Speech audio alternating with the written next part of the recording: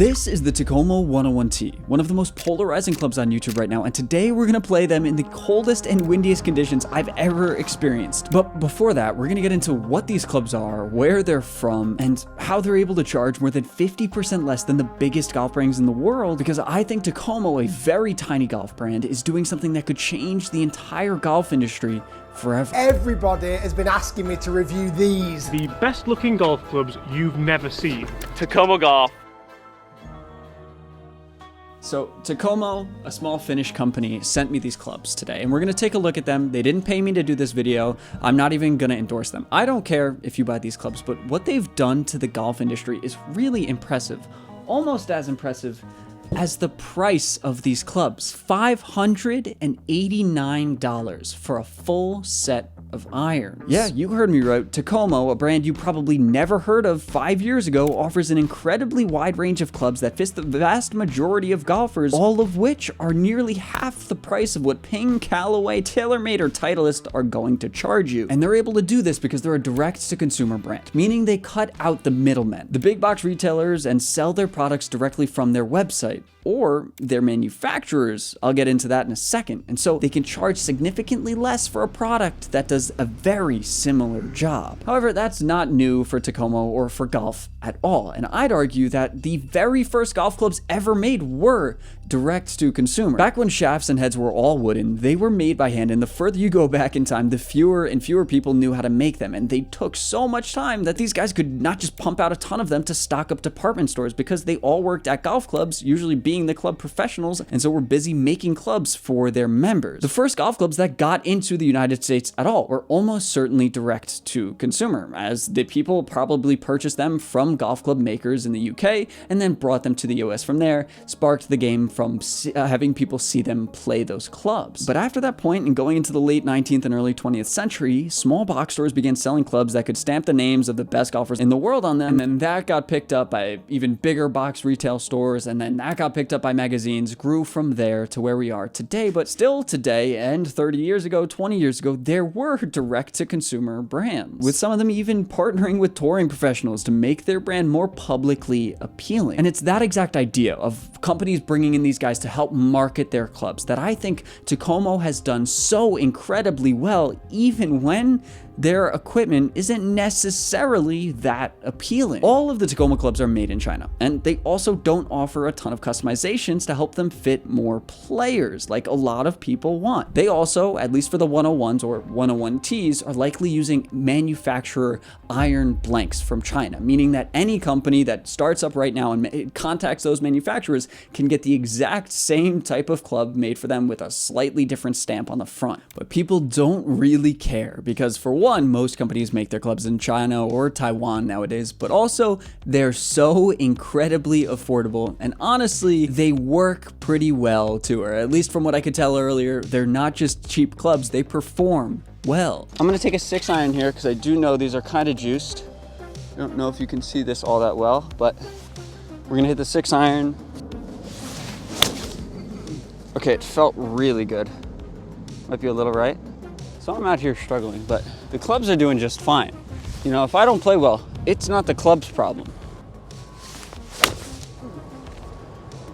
But it is freezing, windy, and wet, so it is a hard test for them. And for me, since I'm not great and I haven't practiced with them a ton, but honestly, I don't think I would be any better with any other brand right now. It's so difficult out, and I'm not a great golfer. Throw me out here again in the major companies' clubs, and I would guess that the results would look very similar to how they look today. But it's not just the uniqueness and affordability that have led to this company's kind of taking over or looking like they are really threatening the market right now, because there is a lot more to this than that. Now, Apple is one of the half a dozen best brands in the whole world. So I didn't dress like this for fun, okay? Because Steve Jobs was incredibly important to what Apple became. We all know that, right? There is a ton of different points he has made throughout his career and beliefs that he had. But I think there are two main overarching ideas or concepts that have helped Apple become the company that it is today, that Takomo is also taking advantage of intentionally or unintentionally to become a very exciting golf brand in today's market. We know that Steve Jobs was incredibly stubborn about the look and UI of his Apple computers and then his phones later on. So much so that it made it very difficult for his engineers to work with, and honestly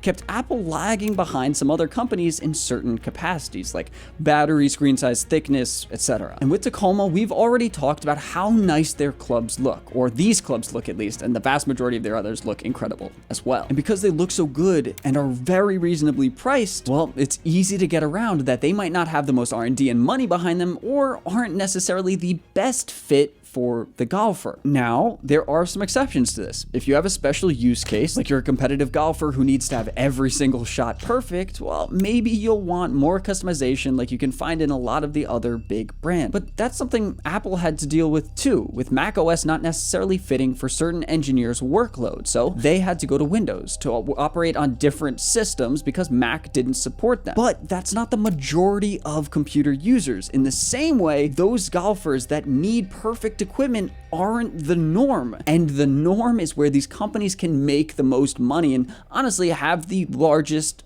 in theory, impact. Now, I'm not saying that's where Takomo is, because it isn't a perfect company. They don't have Steve Jobs behind them, even if they are doing a very good job. But there's another key thing behind this that has helped Takomo more so than any other direct-to-consumer brand that is able to offer a good price and a good-looking product has. Marketing, something that Steve Jobs was also incredibly powerful at. While at Apple, Jobs was a marketing genius, always able to cement his product in the minds and hearts of his consumers, even when they were less technically impressive and almost always much more expensive than their competitors. Now, again, I'm not saying Takomo is doing the same thing, but they are doing something that no direct-to-consumer ever has before, because with the internet, with YouTube especially, they are able to reach a number of people that could have never been imagined for anyone but the best golfer in the world. Even touring professionals would have had no hope at reaching the amount of people some creators can on YouTube. Instead of having to spend on expensive showings, touring professionals, and television advertisements, golf club manufacturers have now flocked to YouTube to sponsor the website's biggest upcoming creators, and in doing so,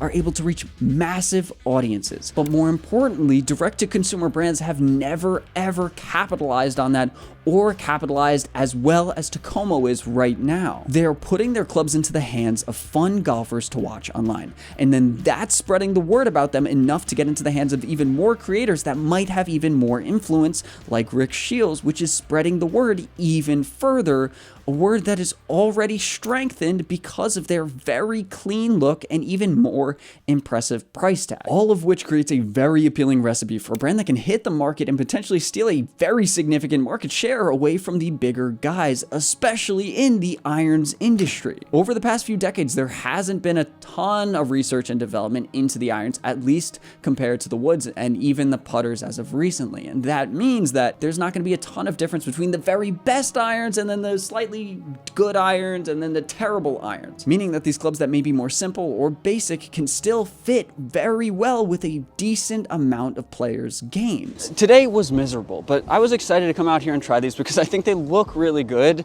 and they're very affordable, and I wanted to give you guys not a review, but a look at a normal golfer hitting them. Not Rick Shields, not someone who's really good, someone who likes to come out and play when he can. And if you're still playing your dad's 25-year-old irons, or you know, you don't want to get out on the course because you don't like the clubs you play, or you just aren't excited,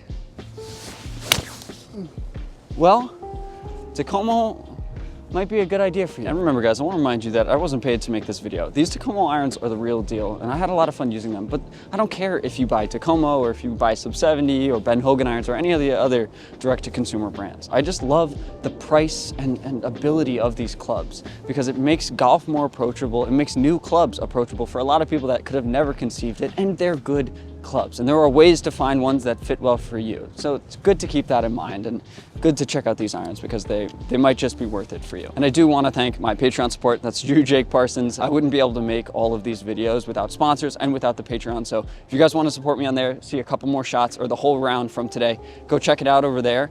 And that helps me not put sponsors in every single video and just bring out more content and more videos, potentially hire more editors and make just overall better videos for you. Thank you guys for watching. Thank you guys for being a part of this. And I'll see you guys in the next one.